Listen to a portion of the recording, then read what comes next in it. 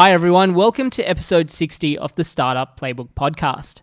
My name is Rohit Bhargava, and each week I interview successful founders, investors, and subject matter experts on how they got started, the strategies they used to succeed, and their advice to current and future entrepreneurs. Thanks to those of you that came along last night to celebrate our first birthday. A special thank you to Justin Dry and his team at Vinomofo, Jody Auster and a team at Uber Eats, Ayala, Frank and Josh from Telstra, and Simon Julian from SitePoint, who helped us put on an amazing event. In case you missed it, we made a few special announcements on the night. Firstly, we announced the launch of a new company I've been working on for the last few months called Playbook Media. We partner with founders from concept stage to Series A funded startups to help them with growth, creating processes and structures to scale, and mentoring. And we do this around a pillar that we like to call data-driven storytelling, where we find the right audience, message, platform, and medium to find and engage their audience to drive growth. We also announced my new partner in the business, Adir Schiffman. He brings a wealth of experience in building successful, scalable businesses, having had half a dozen successful exits, and is currently the executive chairman of the publicly listed Catapult Sports Group. If you would like to talk about how to accelerate growth for your startup or find out more about what we do, head over to our website or send me an email at rohit@playbookmedia.com.au.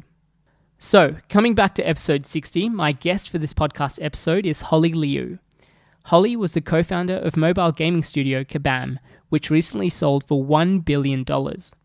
Holly has seen the company go through multiple pivots over the formative years, moving from a corporate social networking platform to a Facebook gaming company before finally pivoting to a mobile gaming studio. Holly saw the company grow from a team of 4 co-founders to having over 1,500 staff across all of its international offices. In her first ever podcast interview, we talk about the multiple pivots that Holly and her co-founders went through, the importance of going to where the users are, playing to your strengths, the needs for alignment, using culture as a competitive advantage, and the value of diversity. Without further ado, here is my interview with Holly Liu.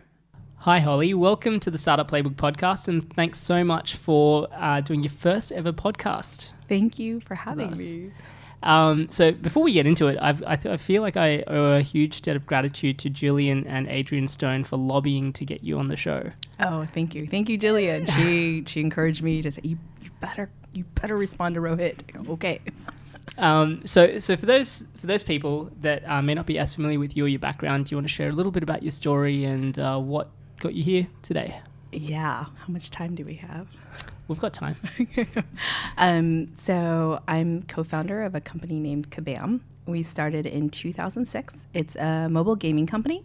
And for those that play games, you probably have heard of us, but those who haven't, we make games that are what we call more mid-core. So these are people who would probably either call themselves a gamer, maybe, but they've played World of Warcraft or whatnot. And we've brought these games to the mobile phone. So some of the games that you might have heard of is Marvel, Contest of Champions, or our Fast and Furious game. Those are some of the newest ones that people would have heard of. Marvel, Contest of Champions is like it's a action game. So it's almost like Street Fighter, but with Marvel characters.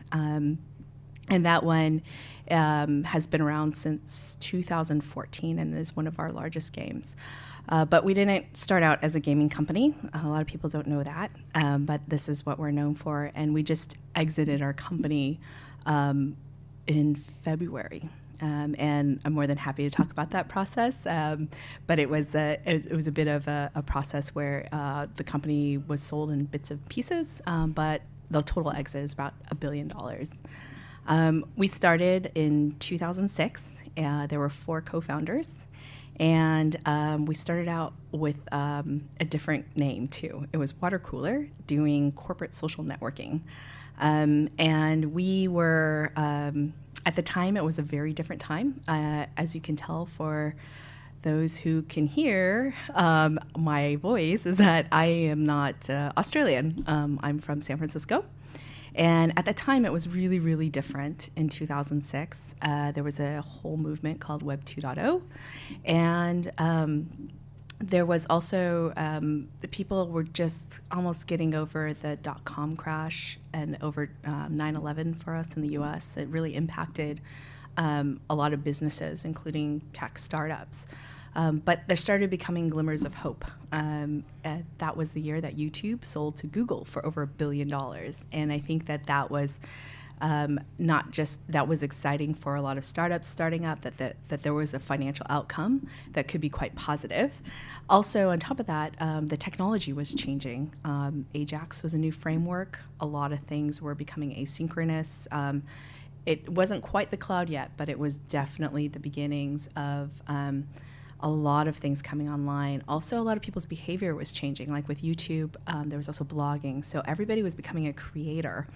And at the time, there was a company called Facebook that had just launched. And social networking wasn't entirely new, but Facebook did a wonderful job of capturing the college audience. Well, for us, we said, well, what if we could capture an audience that had more money, like professionals? So we did corporate social networking, and very quickly we realized that we were either not the right team. It just was not growing. Like after 7 months, we were at 1,400 users, and we had already iterated on the product 3 times, and we were running out of cash. We had raised a bit of seed money, and we had a decision to make. We said, we can return the money and I'll find jobs.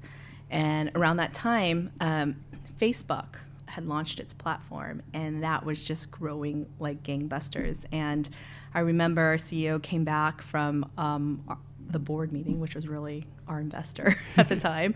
And I'm like, well, what did she say about our strategy of thinking going on to Facebook? And I think this really solidified a bit of our culture and who we are. She's like, you know what, you go to where the users are. It's obviously that they're not coming to you.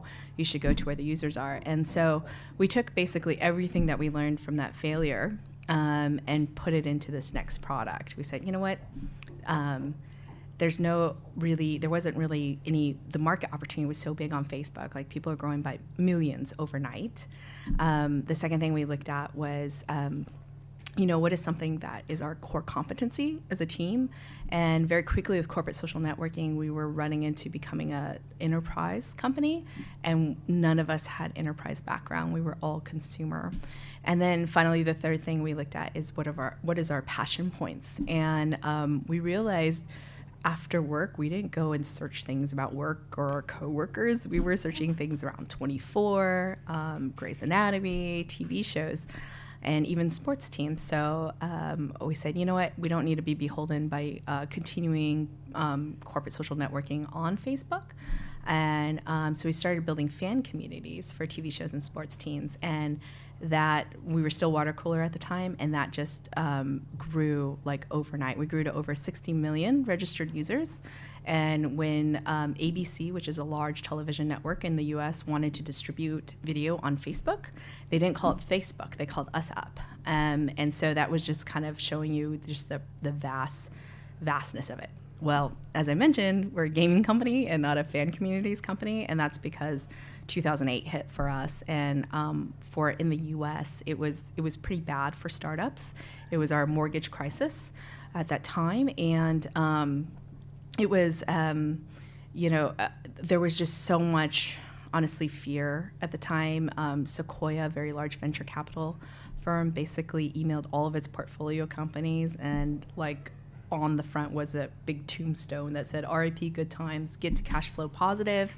And a lot of companies died, and especially ad-supported companies, and that was us.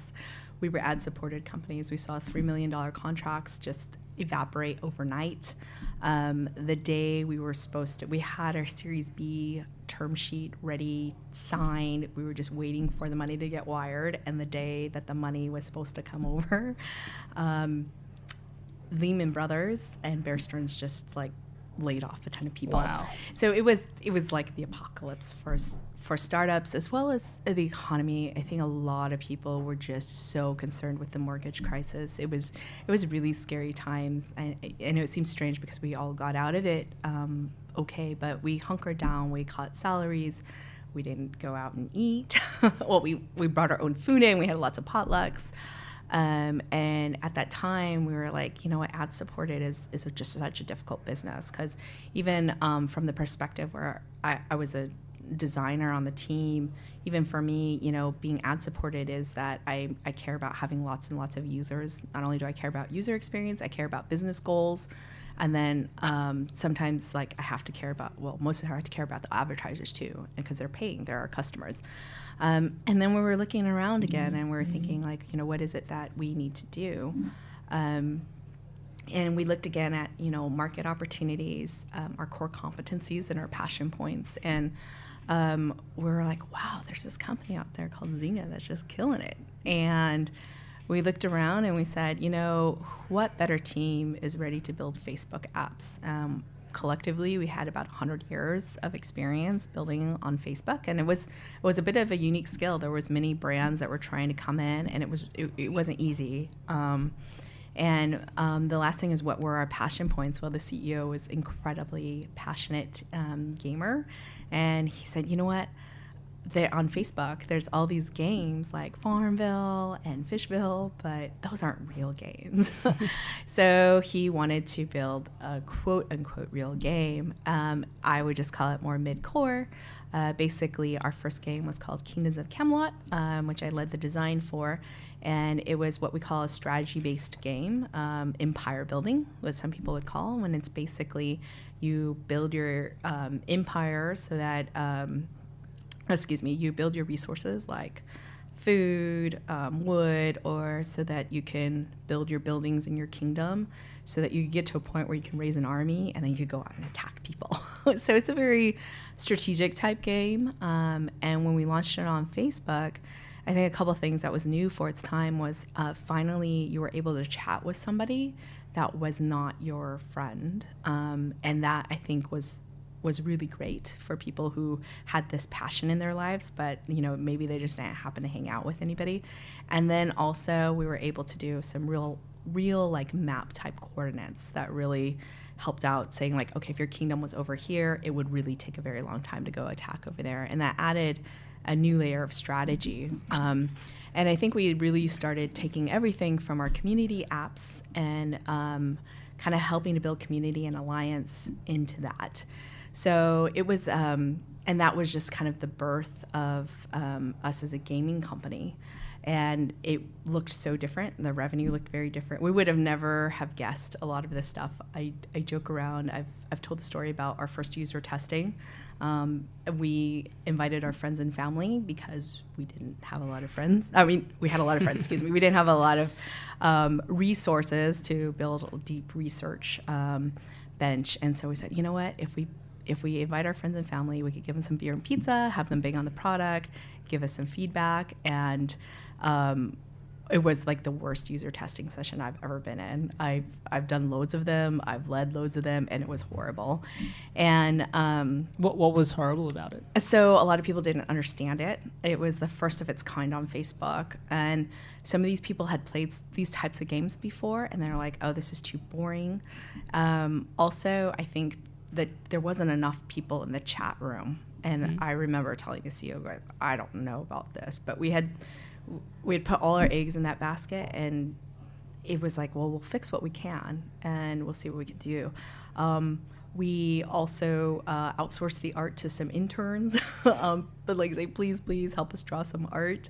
Our friends and family, you think they're going to be really nice to you. I realized my family's very honest with me, and they were very upfront. They said, oh my gosh, this art looks horrible, Holly.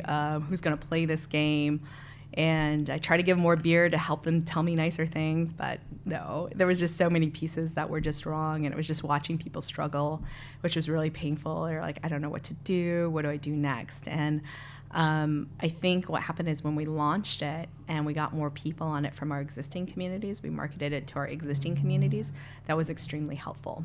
Because then it was just like the lights got turned on in the room. People started chatting with one another. And then it built more mass so that you could break up into alliances. And people were like, finally, a game on Facebook. I'm already spent so much time on Facebook, but I don't like Farmville. I don't like Fishville. Who would have thought? There were many more people like my CEO. I know he's one of a kind, but there were more people like him who wanted deeper games. And then for some people, it was an introduction of deeper games to them as well. Some people never played these types of games, and afterwards they'd be writing in stories about how they met their best friend or their spouse through our games. And I think it's really been focusing on the alliance and the community features. And that's when we really became Kabam, and we started making games, and that was in 2009. And so we eventually grew to over 6 offices around the world. At our height, we were probably about 1,500 employees as well. So that's a bit of a long answer to tell us where you're at. Well, I mean, obviously, like, you know, looking at it from an outsider's perspective, you have this, you know, billion-dollar exit, you know, let's call it. And I think it's really interesting how you sort of broke down the different sort of phases where you had to go through and pivot. And from, you know, one of the things that you sort of mentioned earlier was a lot of what was ingrained into Kabam was a lot of the learnings that you sort of picked up from going through those different areas. You know, it's obviously challenging when you're going through and, you know, you've got co-founders and you've got team members and things aren't really going the way that you expect them to go, or you have something like the GFC hitting and people sort of pulling away term sheets. What kept you as a team sort of going and persevering, and what was that sort of pivoting process like for all of you? Sure, yeah. So I think I didn't really talk about a bit early on as a team. I think in the tech world, particularly in Silicon Valley, we talk a lot about your co-founders, and these are people that are really going to be in the foxhole with you. I always talk about early on how you do need a bit of a diverse skill set, but you should be completely aligned with your goals, with your values, and ultimately your mission. And that you're exactly right. There's so many things that can go wrong. The worst thing you could do is commit suicide. And basically, don't get me wrong, there's going to be problems between the co-founders, but to be able to come with some working way or some agreement to be able to continue. So for us, though, I think what was incredibly unique about us is we started at a time when there wasn't any accelerators, not as many resources as there are now for helping you start a startup. There's even something now by Y Combinator, like how to start a startup. So they've learned so much about it, but at the time we just didn't have enough resources. But one of the things that eventually ended up becoming true is that we had a good complementary skill set. So we had a business person, we had a designer, and we had 2 engineers.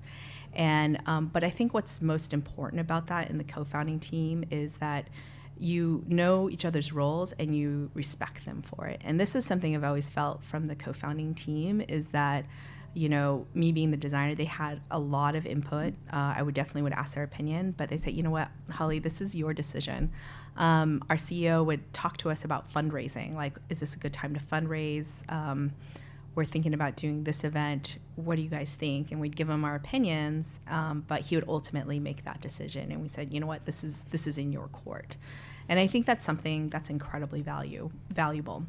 I also think in terms of goals, it's incredibly important for a team to be aligned around, like, what's the purpose of building the startup? What are you looking for? And there's a book that I actually always recommend to founders called The Founder's Dilemma by Noam Wasserman. And great book.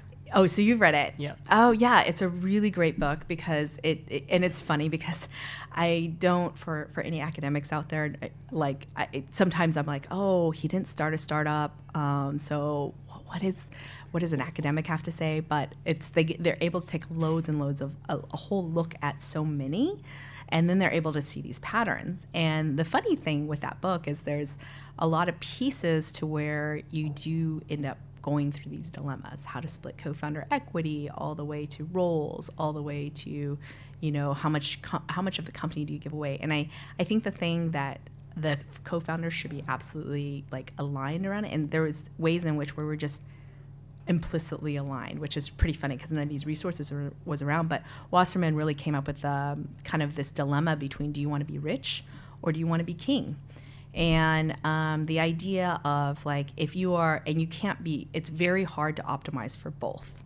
And the idea of being rich is that you'll tend to have a lot more of Oh, sorry. With being king, you'll tend to want to do a lot more of the equity, hold on to control. You won't give out as many board seats, and then therefore you don't grow as fast, and you may not have as big of an exit. Now, if you want to optimize for being rich, it's about creating the most value for the most people involved. So for us as founders, we became heavily diluted, but we cared about making the largest, broadest impact. We raised over $245 million. We have a pretty large cap table, but our impact was a lot larger as well in some ways financially too. So I think it's something that the founders should be somewhat aligned around, and you should decide to optimize because it really impacts a ton of your decisions. Because if you want to go for building the most valuable or being rich, it really is a question of like, are you going to go and hire the best talent? Are you going to raise capital so that you can fund your startup? What do they say? Is it better to be 10% of $1 million or 1% of $100 billion, right? And that's kind of the decision you have to make. And it's a dilemma because I understand as founders, it's your baby. There's so many things around it.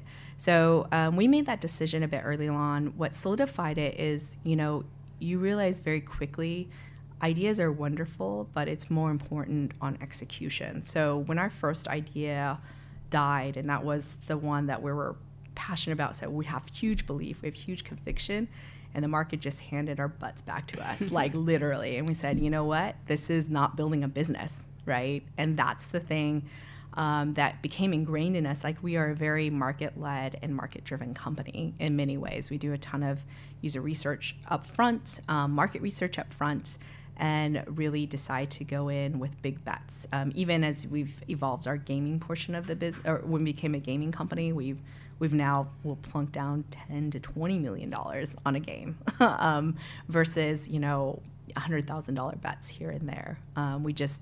There's just so many things around that make a lot more sense to where kind of the markets have gone. So that's I think having a team that's diverse and complementary in skill set is incredibly important, but being fundamentally aligned around kind of your goals and your values is something that will get you through a lot of the tough times. Sure. I mean, obviously, speaking of alignment, that can be tough. Like, I mean, you from the sounds of it, you went through some pretty vigorous pivots in the business. Was that a tough alignment process? Like, what did that sort of look like of, this isn't working? Because, I mean, I had that with my company, Stage Label, as well, and it can be challenging when, there's a certain amount of, I don't know how you want to describe resistance, certain amount of resistance and just wanting to hold on to things and just, obviously the balancing that patience of like, potentially this will work if we try something else versus, we actually need to look at something completely different. That's right. How did you go about sort of aligning the whole team to then make sure that everyone's focused and moving on to the next phase? So I think there's different things to look at different stages, but obviously the first thing is communication.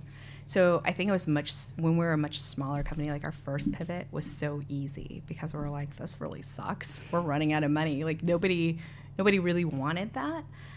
So I think it's much easier to align people around, the numbers. We knew it just wasn't going in the direction that we wanted to go. And we were pretty aligned with, we're not going to just keep on pushing on this vision that we had when we know our execution is off around it. And we could have kept trying, that's for sure. But we took a really hard, honest look at ourselves and said, are we the team to do this? And is the conviction strong enough in the team that it needs to do this? So it's, I guess before communication, it's honesty, like having just a really, really honest look at yourselves and asking the co-founders to be truly honest about you as a business and being able to execute on this. Like, do we have this, right? And I think that as we got to bigger, larger stages, it is a bit more difficult to do that and to have that conviction. I think, and also as it gets bigger, it's a bit more the CEO seeing a lot of the stuff and being able to try to get his team on the same page and then this next team. So as it gets larger, it's really around being able to see it coming. So and having that honest look at yourself of like, if we keep going down this route, what will happen? So one kind of pivot, even within the when we were a gaming company, that we had to do was, as I mentioned, we're a mobile gaming company, but I just talked about Facebook games. So we had to move from Facebook onto mobile games, and we were doing so well on Facebook. There was no questions about it, and it was we knew Facebook, it was launching, we would launch things really easily. We could grow it, we could market on it. But what Facebook did is they imposed a 30% tax on all of its developers. And we had to take a really honest look at ourselves. And honestly, we looked at our numbers in terms of marketing and getting the ROI, and we knew it was just going to kill the business. But what was really hard at that point, we were about 250 people large. And in fact, what we had to do, and lucky, like at the same time, mobile was growing. And I know the CEO had really wanted to get into mobile for quite some time.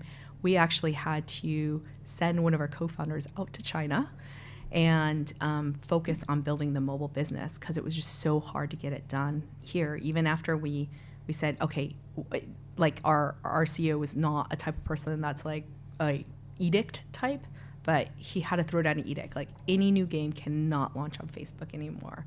We have to move it. And I think like it's because like the leadership team at the time was very honest with themselves and said, if we keep going in this direction, this is not going to go well. And if we don't stop it now, it's just going to get worse and worse. And then the next thing is to communicate it to the rest of the company.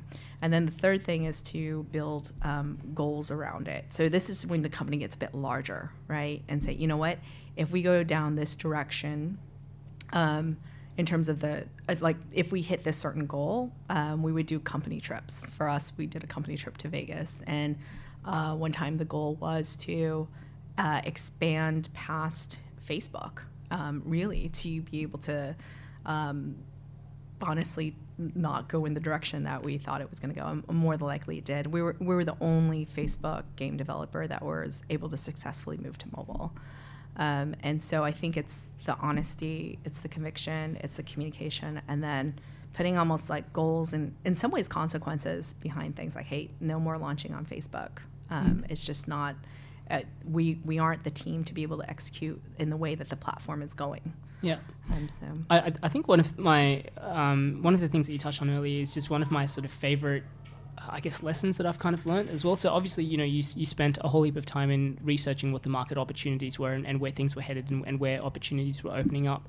But it was as much about that as well as introspectively looking at what was your team uniquely placed in to take advantage of those sort of market opportunities as well. Because I'm sure there were a lot of different areas that you could have moved into, and it wasn't just about what could potentially happen, but what was your team uniquely placed to, what was your strength, and how do you sort of double down on that to take advantage? That's right. I think that's probably one of the things where within our company, we spend a lot of time talking about competitive advantage. Like, what's the thing that you have that nobody else has, and that you're able to execute so much better than everybody else. And I think for us, you are exactly right. Like, being able to be honest with yourself to say, you know what, we're just not quite good at this. We're much better at executing in this way, is something that I think you kind of learn. Because I think one of the best gifts you can give your company is focus. It's always you realize how much more you can get done and how much you can progress if you're just focused. And so it's much, in some ways, there are times within the company, which is most of the time, it's much better to execute on one thing and see how far you can get, and then execute as quickly and as directly as possible on that thing. And then you can okay, I can move on, right? And it's really getting into that framework of finding ways to make these tests to learn a lot faster, right? It's not about failing, it's much more about learning and how do you get to that next place. But yes, it's looking also at that core competitive advantage of you. What's the thing that you guys can do really well and move in that direction? Yeah, is there was there anything that you guys used to find out what your strengths were, or was that sort of just naturally known within the team and knowing what everyone is really good at? So I think it was a bit of a learning process through a lot of kind of the bits of failures. Like very early on when we failed from that corporate social network, we realized, I never really honestly thought about it, but I was like, yeah, we're not an enterprise company. Like, I'm not very good at like this cold calling, and it's not something I totally want to learn. And none of our team had that experience. We had to get a beg and borrow a friend who used to sell at Oracle, and we used to watch him do cold calls. So I think that was something that we were very kind of, we started learning, and then we started kind of looking, as I mentioned, when we moved from Facebook games, from fan communities into Facebook games, we started looking at, oh my gosh, our skill set is really great for Facebook apps, right? And if the market's going very well on Facebook apps, we're like, wow, we might be the ones who are specially designed to, like, what better team could be chasing this opportunity? So yes, it is something that I think you end up learning along the way. And as it gets larger or you get more mature, it's not about you personally, it's about the team and you as a company. And this is where I start thinking how culture becomes a competitive advantage as well. Like, hey, this is the way we are going to do things, and this is the way that we are very much, we are the way we are on certain things. Like, one of our values was around adaptability, and that has served us so well. And what we care most is about putting the business before everything else. And you saw this time and time again. And I've always been so proud of the Kabammers that we've hired, because sometimes we've had to go through some changes, and sometimes it's been very hard changes. Sometimes we've had to say goodbye to people, but most of the time people have been very, very, very grateful for the opportunity, as well as being able to, they love the vision and the mission of the business so much more, or even the organization that we've created. We talk a lot about Kabam Talent for Life, and this idea of, it doesn't matter if you just came into the door, or you came in a long time ago, or if you're there for a very short time or a long time. Anybody who's come through that door has built value and added to the company. And we always hope that the company will be together so much stronger that it will add value to everybody else as they go out and say, you know what, I helped build this company. And it just adds to their resume and their life experience. Sure. Where did that sort of culture originate, and how did you then distribute that out? As you mentioned, Sure. At your peak you had 1,500 people in the organization. How do you then sort of get everyone on the same page? That's right. So early on, it's very easy to get on the same page. And honestly, people don't really think about values. They don't really think about, some companies are quite intentional about stating their values. Us co-founders, we had all had familiarity with one another, and we got on quite well. And so the beginning stages was much more like a project. You're getting it done. And same with in terms of values, oftentimes when your family is very small, it's not like you're writing down values, but you are certainly catching values from one another. I always talk about how culture is caught, not taught. And then what happens is, as it gets bigger, then it becomes more important. And it's much better. It's kind of like this weird thing where this is the one thing that co-founders, leaders, and CEOs are always one of their biggest regrets. They'll say, I didn't put in enough time in this early on, and then it gets too late, which is true. It's like also diversity. It's much better if you could try to get it in the beginning and bake it in the beginning. I remember a very just kind of turning point was in 2010. I was going on leave, and the CEO said, hey, when you come back, I need you to help me with building culture, with building values. I need you to head the people team. And I looked at him and I said, oh my gosh, what are you thinking? I'm doing design. And he said, you know what, Holly, we're going to be dumping a ton of people in here, and this is the only way we can scale the org is through culture. They're going to come in here and they're going to be like, well, what are our values? We can't even fit in the same room anymore, Holly. Like, how are we going to do this? So it's a bit of a process of writing down your values, right? That's incredibly important. I'm a big fan of, and this might have been, there's not one right way to do this. That's the one thing you realize is That's kind of your culture, and it's kind of who you guys are. So there's some things that are just core to a bit of who you are. And I always talk about how it's as if the founders had a baby. That's the company, and that's a bit of the culture. And for all you parents out there, you probably can see it within your kids and kind of how you decide to do things, and your family is you. That's a bit about kind of culture from organization to organization. There's not one right value or one wrong value. It's just this is what we hold. And over time, we've actually evolved our values, particularly as we had to change our business. So as I've mentioned, we're business first, and that's a value that we had, right? That we would try to put the business above, we were there to, in some ways, serve the business. And so we would definitely, the first thing would be try to capture it, and then get the leadership on the same page. And oftentimes the leadership would be part of that capturing process. And then the ability to communicate it out. So there's the rollout, but that's not the most important thing. The most important thing is that it gets modeled. So this is where it's incredibly important to have the CEO involved. If he or she is not involved, it's completely a useless exercise.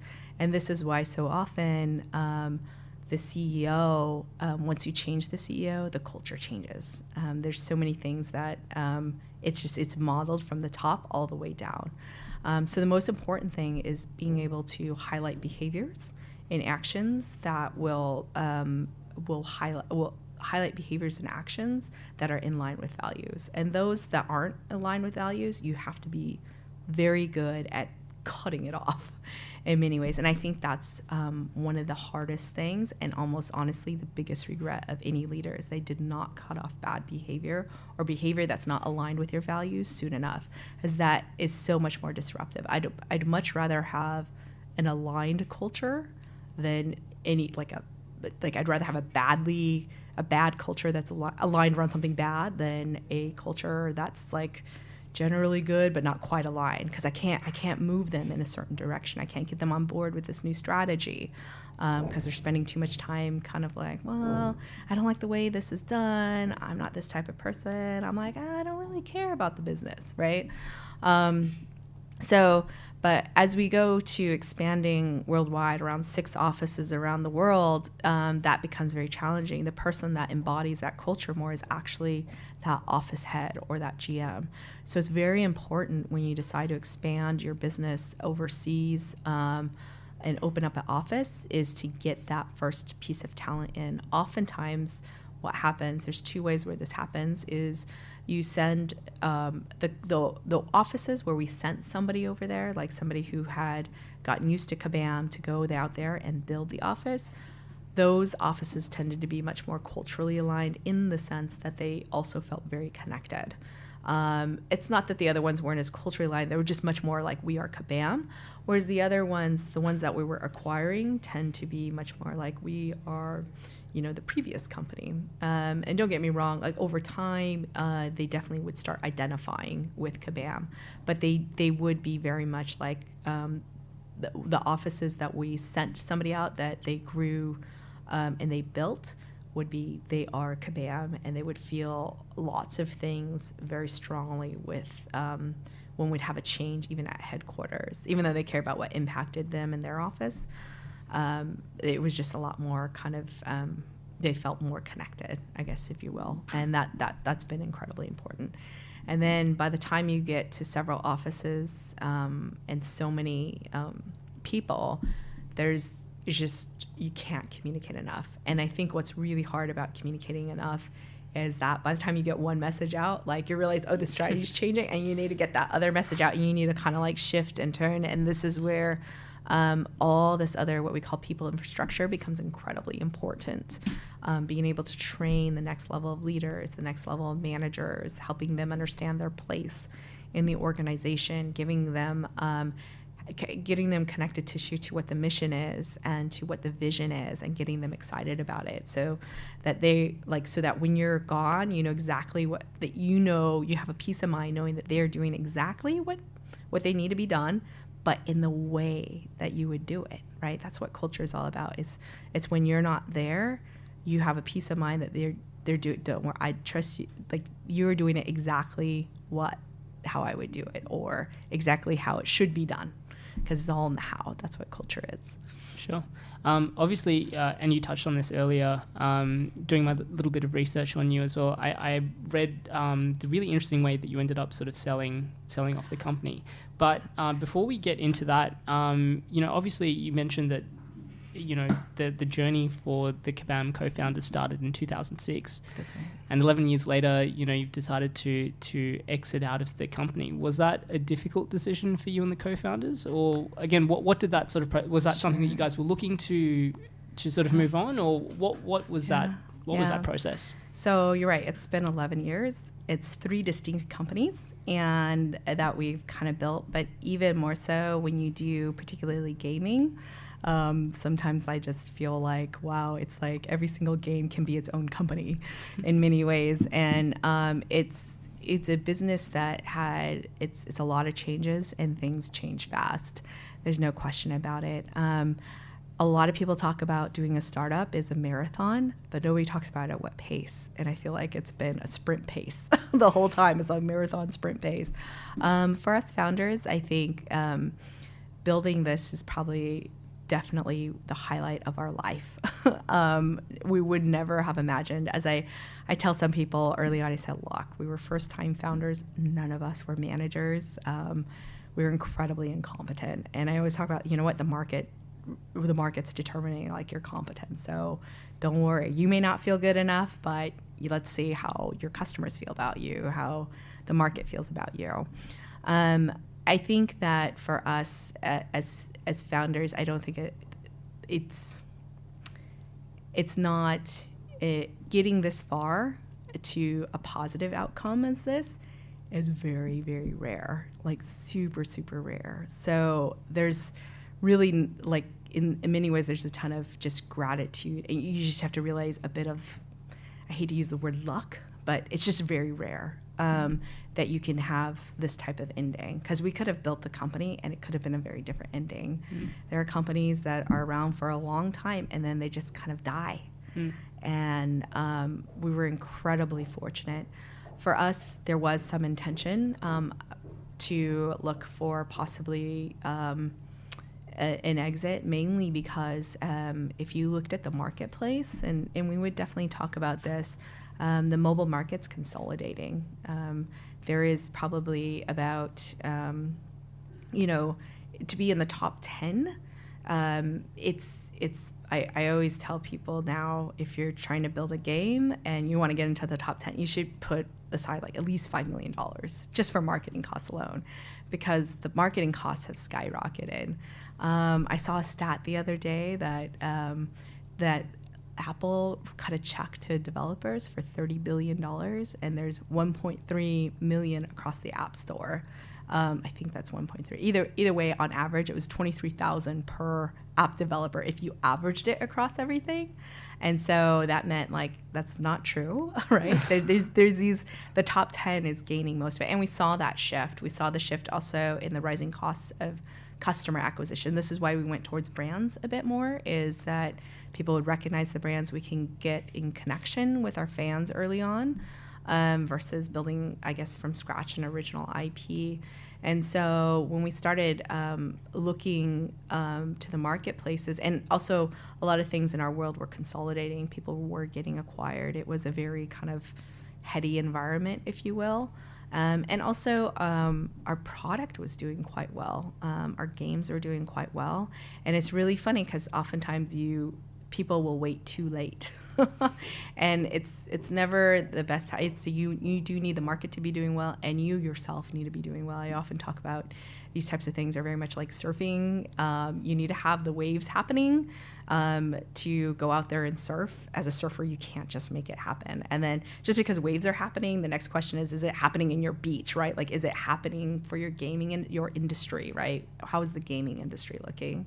And then finally, I think this is something you have 120% control of, but but when that wave comes, can you go out there? Can you stand up on your surfboard? Can you take it out there? Can you paddle? And that's just all the effectiveness of the organization. I know that sounds like corporate mumbo jumbo, but it really is saying, like, as an organization, we know our business so well that we're going to say we're going to hit these numbers this quarter, and we hit it. And so that is something that you do have control over in many ways. Maybe not 100% control over. Sometimes it's not very easy to predict revenue, but you do have much more control of that than the waves on the outside. So it's kind of being aware of a lot of those opportunities. Sure. And do you want to briefly sort of touch about how the sale went about? Oh, yeah. So it was a little bit unique, as I had mentioned early on. So one of the things that the CEO and the executive team, what we looked at is we realized that, and it's really the CEO, he's like, you know what, we have this hit game built by, it was really built by our Vancouver studio, and there were only about 70 people. And this would happen quite often in a mini gaming. It funded the entire company.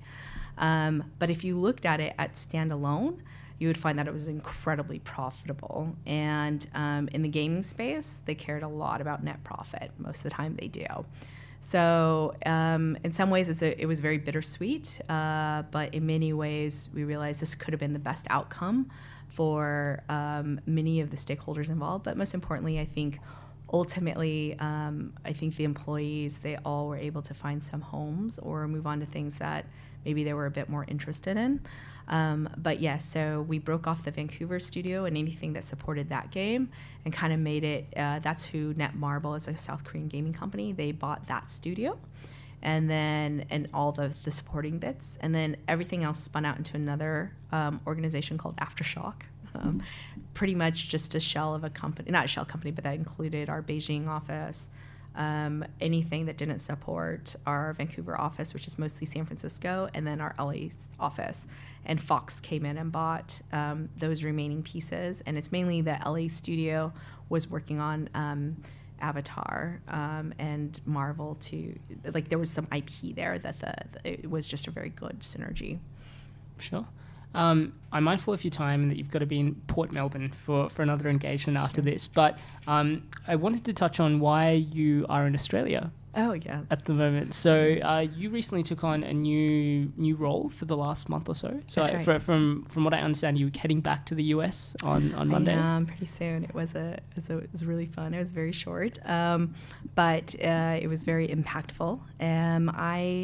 So in March, I had come out.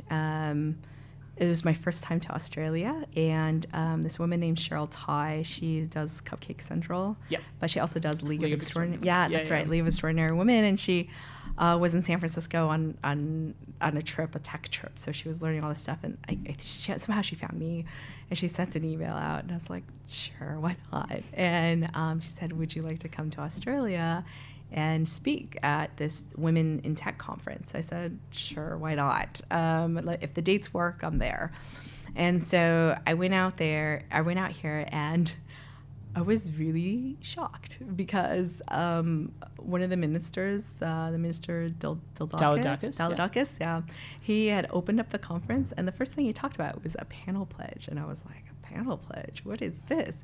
And he basically said that, look, we will not fund and I will not speak on any panel or events if it's not gender diverse, a 50-50. And from where I come from in Silicon Valley, there just isn't, there has been some pledges around, but the government plays a very different role, as well as a lot of this kind of social justice is a bit incumbent on either individuals, private organizations, a lot of those things. And it's like, yeah, I understand what all the research says, but, and there's not as much of that outside, like, I'm not going to give you funding for this. So I was just a bit blown away at the idea that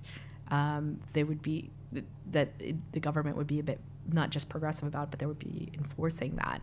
And as I was leaving the conference, Sarah Moran, who's CEO of Girl Geek Academy, she taps me on the shoulder and said, would you like to come back to Australia? I'd love to have you as like an entrepreneur in residence. This is something that I think the Australian government is really looking to help upskill the workers here in many ways, because technology is honestly the best way to scale. Think about it. You write one line of code, you add more, like 100,000, a billion, it doesn't matter. That's going to hit everyone. It's just the most amazing thing, technology. And so they do have a lot of that here, apparently, the government. So she worked it out she was very big on saying, I would like to host you and your family and sponsor you out here for whenever, like around your schedule. And I said, look, you know what, I could come out here for, I guess it's your winter time, my summertime.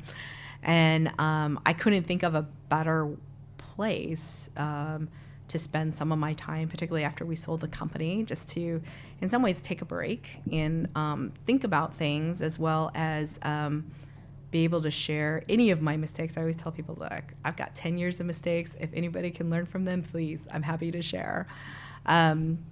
And see this next generation of entrepreneurs.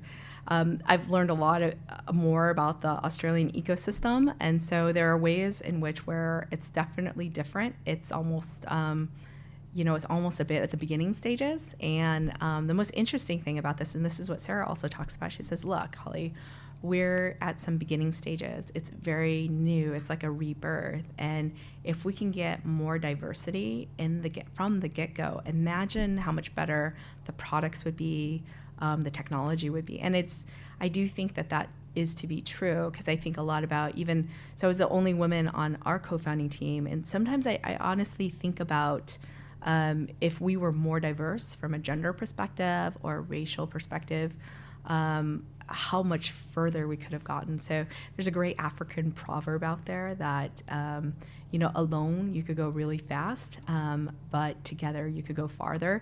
That's kind of how I think about diversity. It's true, likes.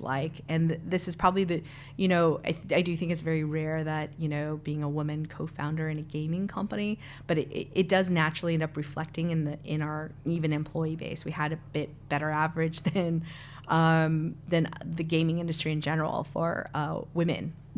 And it does naturally happen, but I just think about, wow, if we were more intentional about it, how much further could we have gone? Like, and imagine if it was more diverse in the beginning. We might not have gotten to certain things as fast, because it is true, like-minded people get to something faster. But I'm like, wow, we might have gotten much farther. How much more valuable could we have been in some ways? So sometimes I think about that. And since I've been here, a lot of conversation has come to the forefront a lot with women in tech. About 3 days after I landed here, some of my close friends have been in the news, particularly about sexual assault and sexual harassment in Silicon Valley. And it is something that's quite real. This isn't something that's made up in our heads. Everybody has a story. I have people were like, yeah, it's there. All the women know. I know many men are like, what? But it's there. And I think it's kind of an interesting tipping point. It's also interesting being here. This could be a place where it's showing, wow, maybe there's a different way to do tech that maybe is much better than what we had. And maybe the Australian tech ecosystem not only looks different, but maybe the future billion-dollar companies could come from here, because it does look very different. Yeah, absolutely. And I mean, as you mentioned, there's been a lot of debate, and rightly so, about having more diversity in the ecosystem as a whole. Based on your obvious experience in, as you said, sort of being a female co-founder in a gaming studio, and being here in Australia now, is there anything that you think can help push that further? Is there anything that we can do to like tangibly make Sure. it have a more positive outcome versus just sort of talking about making change? So some of the things that have been really interesting, I noticed that's different, is Australians like to bootstrap a lot more. Obviously, there's cultural reasons behind that. There's only 25 million population here around the same size as the US. That's 10% of the US. So that does have a lot of impact.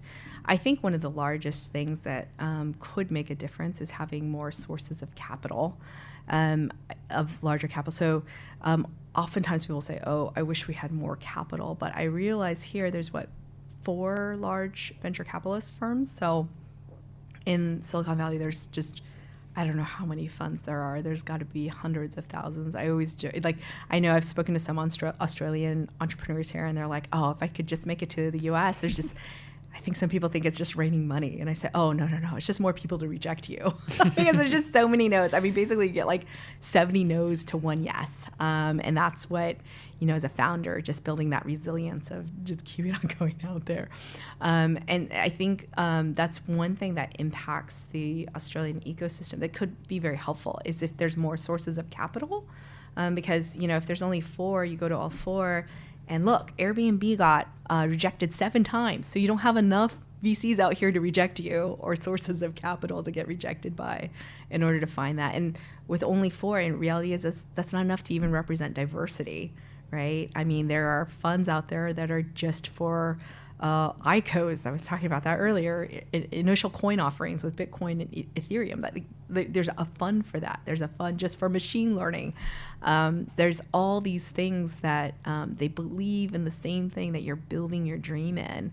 And I think that's something that can really, really be helpful, is to have more sources of good amount of capital coming in will be incredibly helpful. And then I think that will also help with entrepreneurs in terms of being able to get to that state of, okay, I can go and get capital because there's more sources that could, as many sources say no, there's more sources to say yes as well. Yeah. And I think that will be very helpful. Obviously, allowing more gender inclusion is part of that diversity. Absolutely. I think that's a really interesting point about making more sources of funding available. But just to add to that, I think it's probably having more diversity in the decision makers who then put that sort of funding out as well. Is, again, before we kind of turned on the microphones, was like perspective, just having different perspectives. And that's right. Airbnb wasn't right for 7 investors, but it was for a few. That's and right. That's what exactly. you just needed, but you just needed enough of those different sort of perspectives to see the value in something like that. And you're exactly right. Like, the decision makers need to be diverse. I mean, this is the biggest problem. So I just told you there's hundreds of funds out there, but only 4% that have women as decision makers. This is why it's so hard for women to get funded, because they see the problem. And oftentimes it's, somebody who's not a woman, and they'll say, oh, let me go ask my secretary, let me go ask my wife, let me go ask my daughter. And the fate of your company is from somebody who's not necessarily a professional investor in some ways, right? And that's a very scary thing. And then on top of that, there's a ton of power dynamics that do happen, and this is why there's a whole spate of all the sexual harassment that's come out. But having that, having more women decision makers, women CEOs, a huge fan of those, because once you get a woman in the decision making spot, automatically there's just a gender diversity. We saw that at Yahoo. Marissa Mayer always famously says, I'm a nerd first. I'm an engineer first. And even her, she didn't really acknowledge gender publicly in many ways. And her team was immediately diverse right away. Yeah. It was amazing. Absolutely. Mindful that you've got to head off soon, but what's next for you? Yeah, so I think part of the reason why I've come out here is to learn a bit of things, a different way of how a tech scene could be able to give back. There's a big culture of that in Silicon Valley. But I definitely think since I've landed here, I've spent a lot of time thinking about just all those stories about having the lack of female investors, the lack of women CEOs, just understanding being in that position and operating a company after 10 or 11 years. I'm seriously thinking about, is there a way where I can make impact somehow when I go back home? But Australia will never be too far from me. Sure. Holly, on that note, thanks so much for taking the time to be on the show today. Thank you. And have a very safe trip back. For anyone that wants to say hello, find out more about you, get in touch, what's the best way for them to do that? So the best way is if you could send me a DM on Twitter. It's Holly H. Liu, Liu. So HOLLYHLIU. Yeah, I'll make sure that's in the show notes. That's how we Okay. connected. So Awesome. perfect, Holly. Once again, thanks so much for sharing your insights and experiences, and really excited by what you get, what your sort of journey is from here on. All right. Thanks a lot, Rohit. Cheers. Thanks for listening to episode 60 of the Startup Playbook Podcast. You can find the show notes of my interview with Holly, along with a curated list of tools and resources for startup founders at startupplaybook.co. As always, you can join the conversation through our Twitter account. The handle is @PlaybookStartup. Don't forget to subscribe to stay up to date with our latest episodes. Thank you for listening, and I'll see you at episode 61 next week.